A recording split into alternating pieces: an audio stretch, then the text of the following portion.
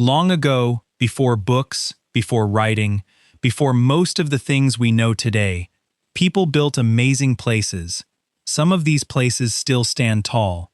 Some are only piles of stone now, resting quietly in the grass. But all of them ask us the same big question: who were these people, and how did they do what they did? Tonight, we will travel around the world. We will visit old cities, tall towers, giant stone heads, and lines drawn across a desert floor. Each place has a story. Some parts of the story we know. Other parts are still a puzzle.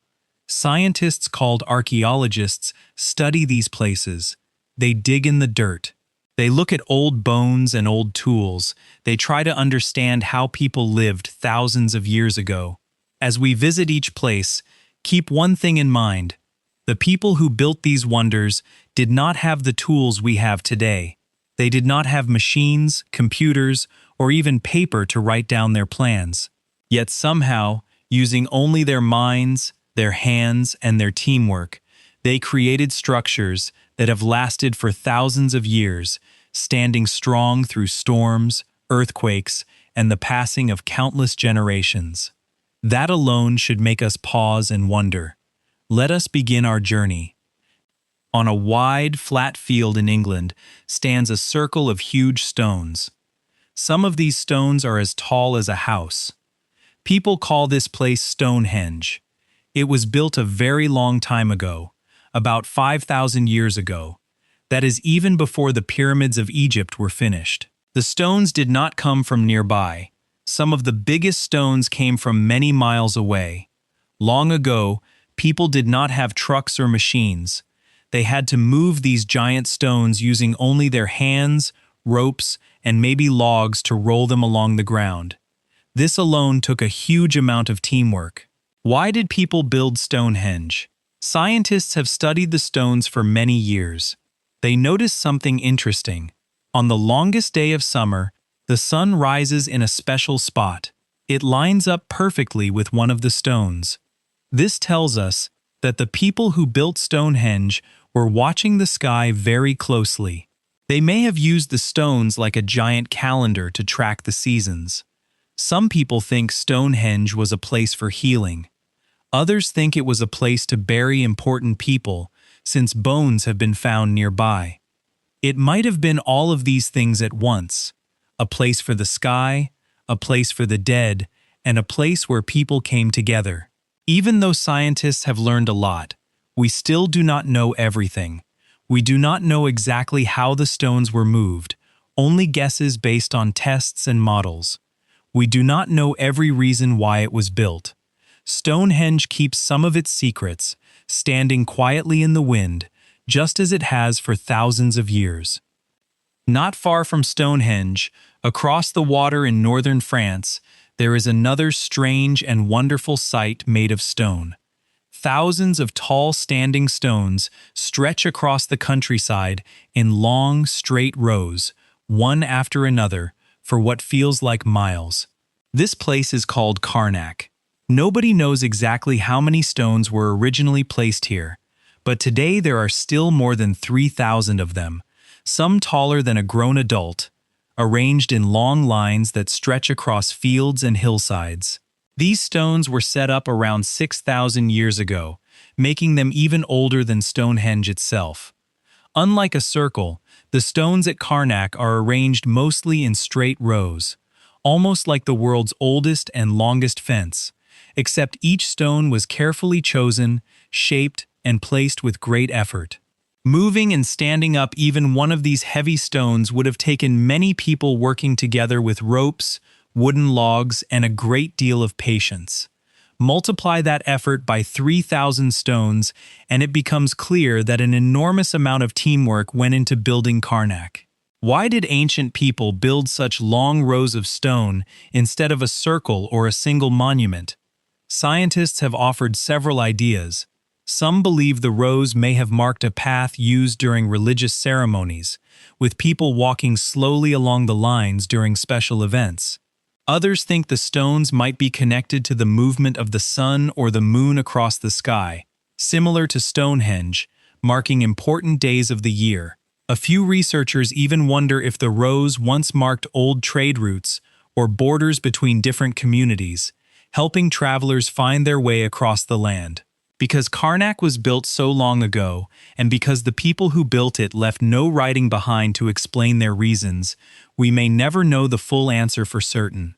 What we do know is that keeping thousands of heavy stones standing upright for 6,000 years, through storms, wind, and the passing of countless generations, is itself an incredible achievement. Walking among the silent rows of Carnac today, stretching farther than the eye can easily see, it is hard not to wonder what ceremonies, journeys, or beliefs once brought so many people together to build something so enormous and so mysterious. From the standing stones of France, our journey now carries us far to the east, to the hills of southern Turkey, where a hill that does not look very special from far away hides something amazing underneath it. Workers digging in this hill found large stone pillars arranged in circles. Some of the pillars are carved with pictures of animals, like foxes, snakes, and birds. This place is called Gobekli Tepe, and what makes it so surprising is its age. It was built around 11,000 years ago. That means it is older than farming, older than pottery, and much older than writing. Before this place was found, many scientists believed that people needed farms and villages before they could build big structures like this one. Gobekli Tepe changed that idea completely. It seems that hunters and gatherers, people who moved around looking for food instead of staying in one place, came together to build this huge site before they even started farming. How did people without farms feed enough workers to build something this big? That is one of the biggest questions about Gobekli Tepe. Building it would have taken many hands working together for a very long time, and someone had to organize the work and make sure everyone had food to eat while they built it. Just as strange, the builders later buried the whole site on purpose, filling it with dirt and rubble until it disappeared beneath the hillside. Nobody knows for certain why they covered it up. Some think it was done out of respect, almost like closing a chapter. Others think it may have been part of a ritual we no longer understand. Gobekli Tepe reminds us that ancient people were far more organized and clever than many once believed. Leaving the hills of Turkey behind, we travel across the ocean to the deserts of southern Peru, where giant drawings are scratched into the dry ground. These drawings are called the Nazca Lines. They are so big that you cannot see the full picture while standing on the ground. You can only see them clearly from far up in the sky. The drawings show many different shapes. There is a giant hummingbird, a monkey with a curled tail, a spider, and long straight lines that stretch for miles across the desert floor. The people who made these lines lived about 2,000 years ago. They did not have airplanes, so how did they make pictures that can only really be seen from above? Scientists believe the Nazca people used simple tools, string and wooden stakes, to plan out their lines on the ground, much like you might use a ruler to draw a straight line, just on a much bigger scale. By removing the darker rocks that cover the desert surface, they revealed the lighter sand underneath, creating shapes that have lasted for centuries. But why did they make pictures they themselves could likely never fully see from the ground? Many researchers believe the lines had a special meaning tied to water, farming, or the sky. The desert here gets very little rain, and water was precious to the Nazca people. Some lines seem to point toward the mountains where water came from. Other researchers think the shapes might have been walked along during rituals, almost like a path or a slow, careful dance. The lines have survived for 2,000 years because the desert is so dry, with very little wind or rain to wash them away. Walking across this quiet desert today, it is easy to imagine the ancient people below, tracing these massive shapes step by step, leaving behind a puzzle for us to wonder about even now. From the sandy lines of Peru, we travel south and east to the hills of southern Africa, where a very old city made entirely of stone still stands. This place is called Great Zimbabwe. Its walls are tall and curved, built without any mud or cement to hold the stones together. Instead, the builders carefully stacked and fitted each stone so perfectly that the walls have stood strong for hundreds of years. Great Zimbabwe was built and grew larger between around 800 and 1500 years ago. At its largest, thousands of people lived here, and it was a busy center for trade. Archaeologists have found beads from India, pottery from China, and other objects from faraway lands. This tells us that the people of Great Zimbabwe were connected to a huge trading network that stretched across oceans. For many years, some outsiders who found the ruins refused to believe that African people had built such an advanced city on their own. This was an unfair and untrue idea, and it took a long time for the truth to be properly recognized. Today, we know with certainty that Great Zimbabwe was built by the ancestors of the Shona people, a skilled and organized society capable of remarkable engineering. Even though we know who built it, many details remain uncertain. We do not know exactly why the city was eventually abandoned. Some think the land could no longer support so many people. Others think trade routes shifted elsewhere over time.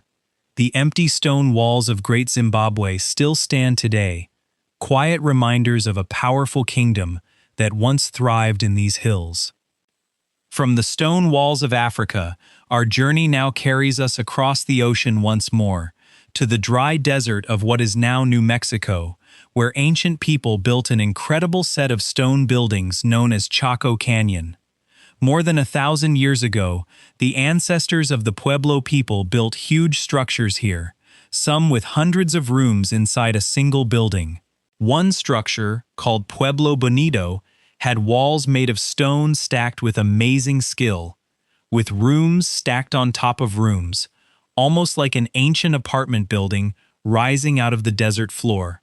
What makes Chaco Canyon extra interesting is how closely it lines up with the sun and moon.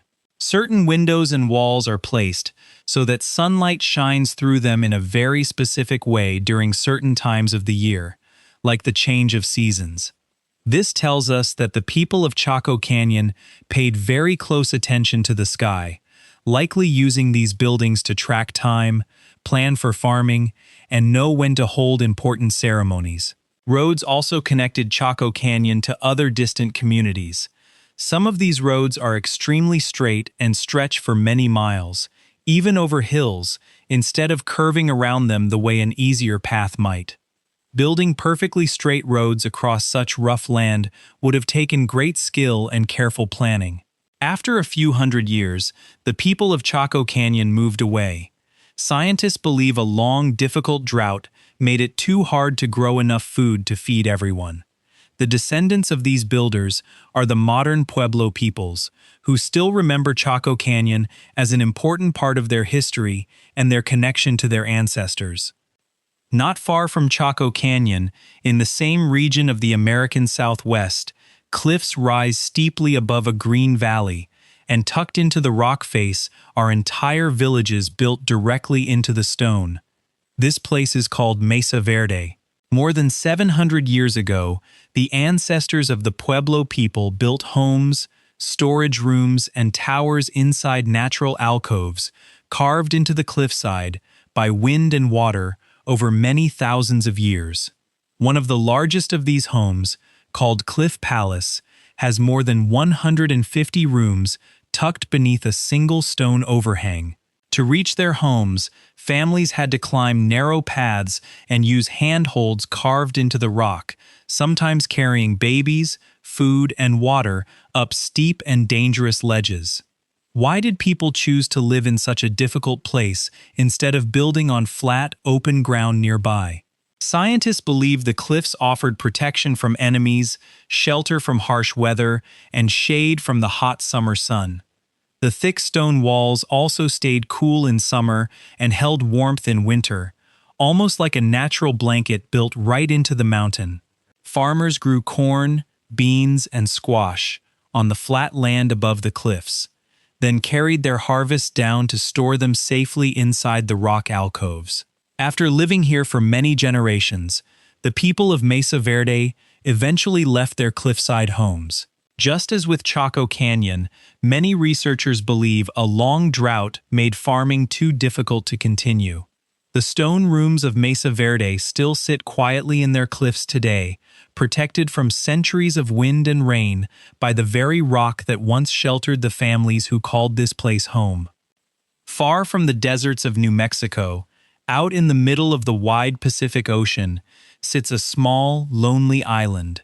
Its real name is Rapa Nui, though many people know it as Easter Island. Standing across the island are hundreds of giant stone statues with big heads and long, solemn faces. These statues are called moai. Some moai are as tall as a two-story house, and many weigh as much as a large truck. The people who lived on this island carved the statues out of volcanic rock at a quarry, then somehow moved them across the island to stand upright in different spots facing the villages below. For many years, people wondered how something so heavy could be moved without cranes or trucks to help. After careful study and testing, researchers discovered that the islanders may have used ropes to rock the statues gently from side to side, almost like walking them across the ground, tipping them slightly forward with each careful pull. The moai were carved to honor important ancestors and leaders. Many face inland, watching over the villages, almost like silent protectors keeping watch.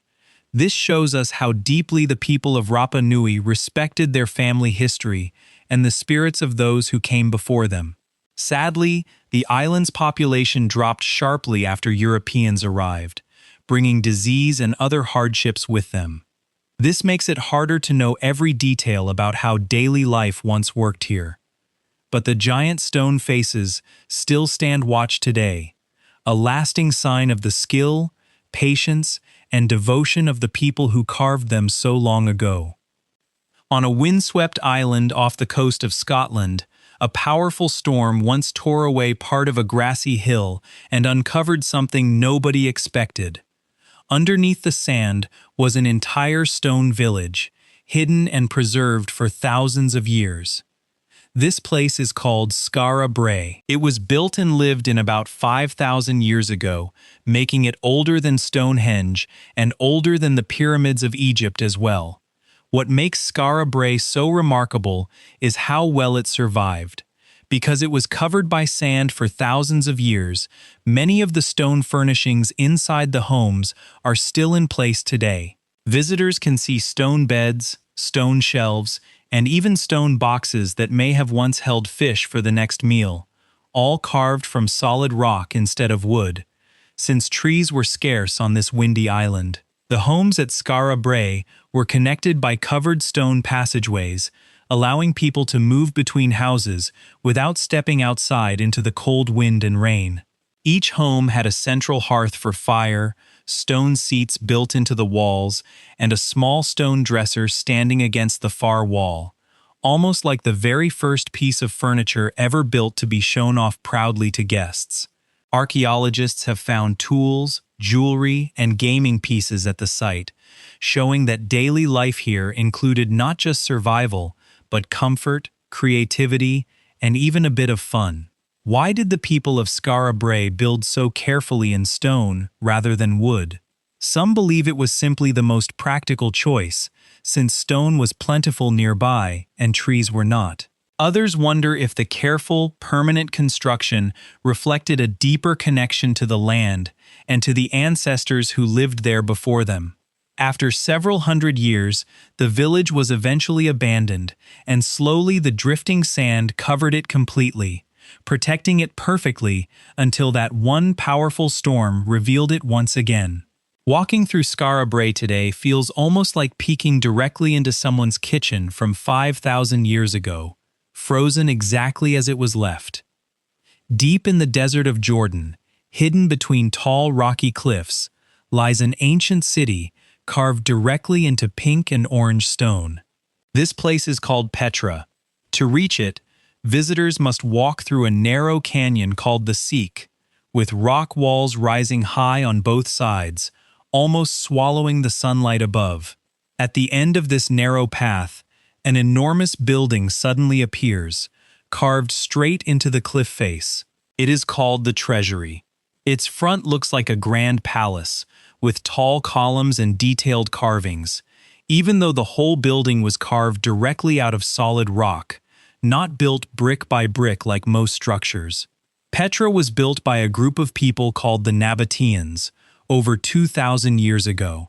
They were skilled traders who controlled routes where valuable goods like spices and silk passed through the desert on their way to distant lands.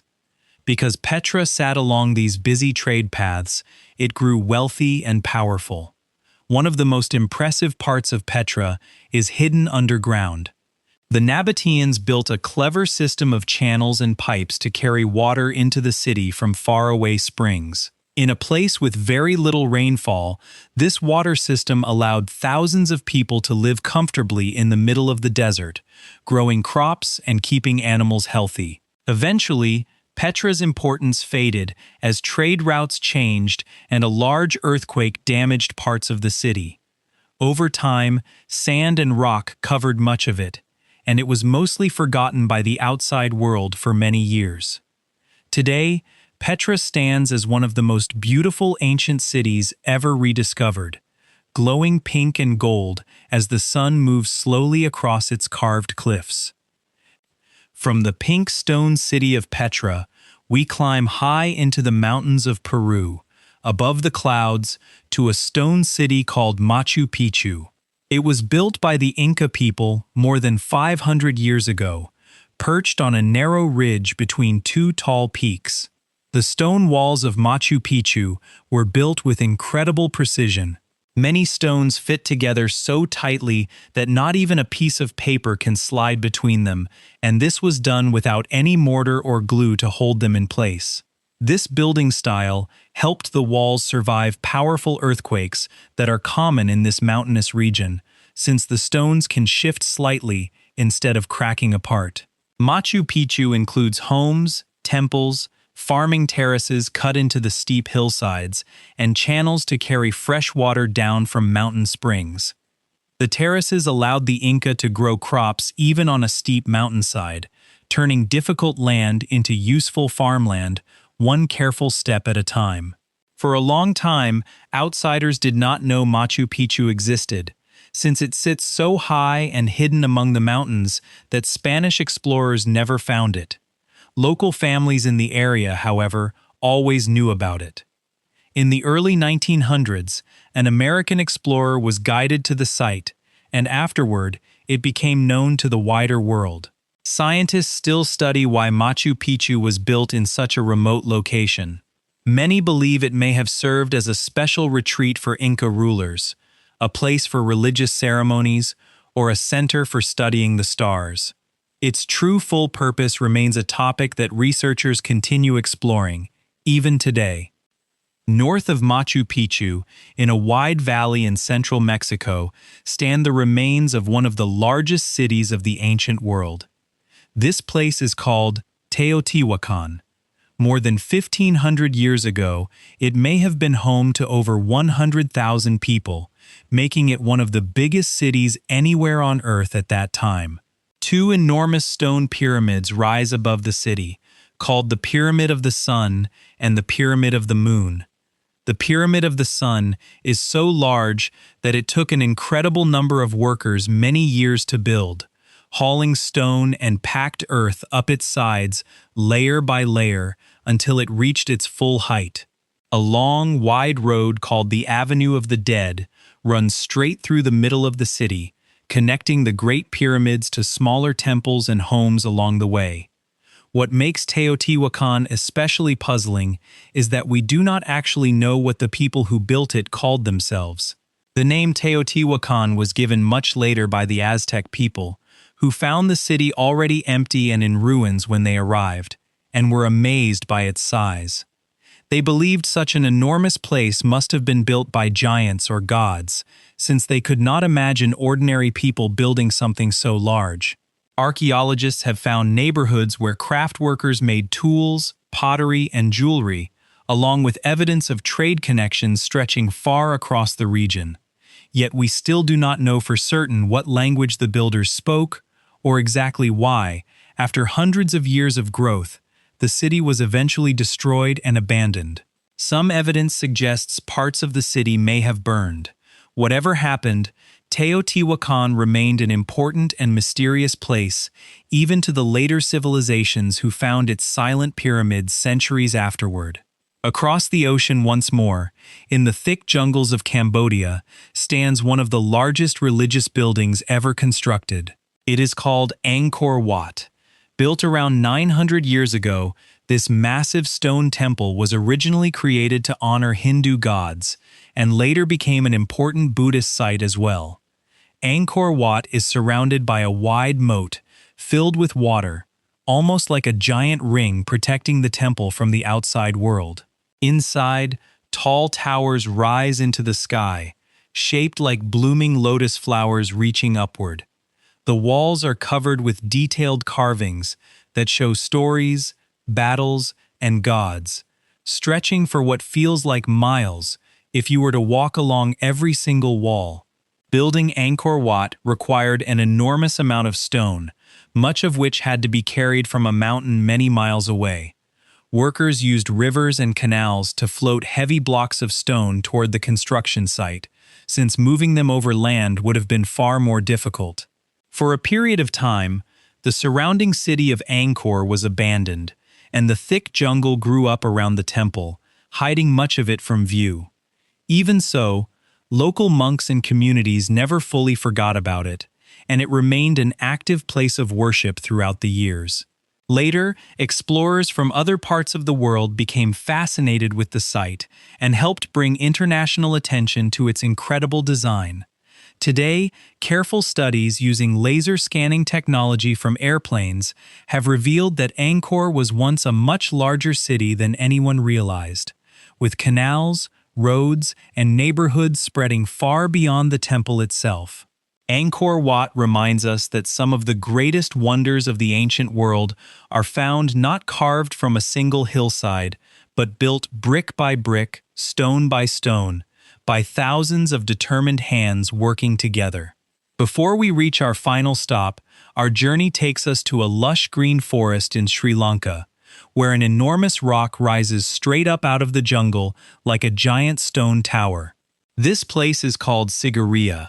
About 1,500 years ago, a king chose this massive rock as the site for his palace, building it not at the base of the rock, but directly on top of it, high above the surrounding treetops. To reach the palace, visitors had to climb hundreds of steps carved into the stone, passing through the paws of an enormous lion statue that once guarded the entrance, its paws still visible today, even though most of the rest of the statue has crumbled away over time. Partway up the climb, hidden in a sheltered pocket of rock, are beautiful paintings of women, painted with colors that have somehow lasted more than 1,000 years despite wind, rain, and sun. Nobody knows for certain who these painted women were meant to represent, whether goddesses, royal court ladies, or figures from an old story now lost to us.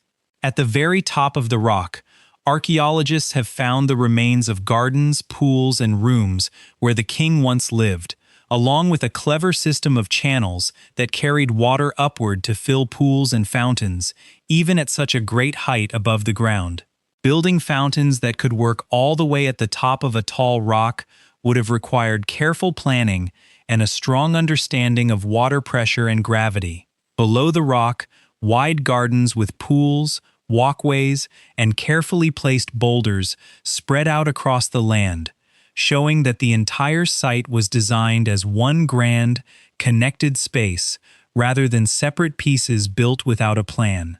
After the king who built it died, Sigiriya was used for a time as a Buddhist monastery, before eventually being left empty and slowly reclaimed by the surrounding jungle. Today, climbing the same steps once used by ancient visitors, it is easy to imagine the palace as it once stood, glowing above the treetops, a symbol of one ruler's incredible ambition. Our final stop carries us to a green hillside in Ireland, where a large, round mound of earth and stone sits quietly among the fields. This place is called Newgrange. It does not look like a temple or a fortress from the outside. Instead, it looks almost like a giant grassy hill rising gently from the land, but hidden inside is a long stone passage leading to a small room deep within. Newgrange is extremely old, built more than 5,000 years ago, making it older than Stonehenge and even older than the pyramids of Egypt. Ancient builders carefully stacked stones to create the mound, and many of the stones near the entrance are carved with swirling patterns and spirals whose exact meaning is still being studied today. The most amazing part of Newgrange happens just once a year. On the shortest day of winter, when the sun rises low in the sky, a beam of sunlight travels perfectly down the long passage and lights up the small chamber deep inside. This only lasts for a few minutes, and it only happens on a few days each year, around the winter solstice. This shows that the builders of Newgrange understood the movement of the sun with incredible accuracy, using nothing but careful observation over many, many years. They designed the entire structure, stone by stone, to capture this one brief moment of light each winter. Inside the chamber, archaeologists have found small amounts of burned human bone, suggesting Newgrange may have been an important burial site as well. Whether it was mainly a tomb, a place to honor the sun, or both together, we may never know for certain. But each winter, the light still finds its way down the ancient passage, just as it has for thousands of years, connecting us directly to the people who built it so long ago. In the thick rainforest of Guatemala, tall stone pyramids rise above the treetops, poking through the green canopy like silent giants. This place is called Tikal, and it was once one of the greatest cities of the ancient Maya people. More than 1,000 years ago, tens of thousands of people lived here, in a city filled with temples, palaces, plazas, and homes connected by wide stone causeways. The tallest pyramid at Tikal rises higher than a 20-story building, built without any modern machines, just human strength, careful planning, and many, many years of steady work. The Maya were skilled builders, but they were also skilled thinkers. They developed one of the most accurate calendars in the ancient world, carefully tracking the movement of the sun, the moon, and even the planet Venus across the sky. They also created their own system of writing, using detailed symbols called glyphs to record history, record important dates, and honor their rulers on stone monuments still standing today.